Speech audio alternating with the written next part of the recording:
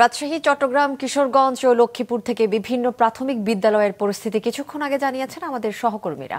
শিক্ষকদের যে ধর্মঘট, সেই ধর্মঘট এখন পর্যন্ত চলছে এবং সেই ধর্মঘটে শিক্ষকরা স্কুলে এসেছেন এবং শিক্ষার্থীরাও এসেছেন, কিন্তু শিক্ষকরা তারা পাঠদানের জন্য ক্লাসরুমে যান নাই এবং শিক্ষার্থীরা মূলত হচ্ছে তারা স্কুলে আসলেও তারা আজকে পাঠদান থেকে তারা দূরে, অর্থাৎ ক্লাসে তারা এক প্রকার অলস সময় পার করছেন।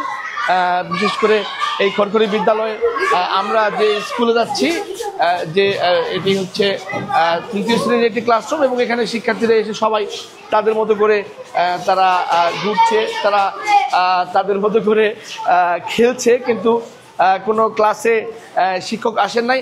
আজকে স্যার এসেছিল? আসেনি। সারা দেশের প্রাথমিক বিদ্যালয়গুলোতে ধর্মঘট চলছে, তবে চট্টগ্রামের বেশ কয়েকটি স্কুলে এসে আমরা দেখতে পেয়েছি এখানে ক্লাস চলছে। শিক্ষকরা জানাচ্ছেন যে তারা কোমলমতি শিক্ষার্থীদের যে নিরাপত্তা আছে তার কথা চিন্তা করে তারা ক্লাস চালু রেখেছেন। যদিও ধর্মঘট যেসব দাবিতে চলছে তার সঙ্গে তারা সম্পূর্ণ একাত্ম, কিন্তু তারা কম বয়সী শিক্ষার্থী, যেহেতু এখানে 5 থেকে 10 বছর বয়সী শিক্ষার্থীরা পড়াশোনা করতে আসেন, তাদের নিরাপত্তা এবং তাদের শিক্ষা যেন বিঘ্নিত না হয় সেজন্য তারা ক্লাস চালু রেখেছেন। আমরা শহরে বিভিন্ন প্রাথমিক বিদ্যালয় ঘুরেছি, আমরা যেটা দেখতে পেয়েছি যে প্রাথমিক বিদ্যালয়গুলো আজকে যথারীতি খোলা আছে এবং কার্যক্রম যথারীতি পরিচালিত হচ্ছে এবং ক্লাসও হচ্ছে।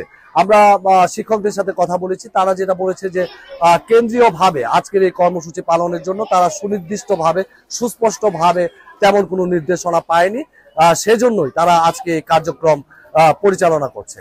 আমি লক্ষ্মীপুর শহরের বিভিন্ন বিদ্যালয়ে গিয়ে দেখেছি যে শিক্ষকরা তাদের অফিসে বসে আছে, শিক্ষার্থীরা তাদের ক্লাসে তারা কোথাও গোলমাল করছে এবং কোথাও শিক্ষার্থীদের পড়া আদায় করছে এবং তারা তাদের পড়া দিচ্ছে।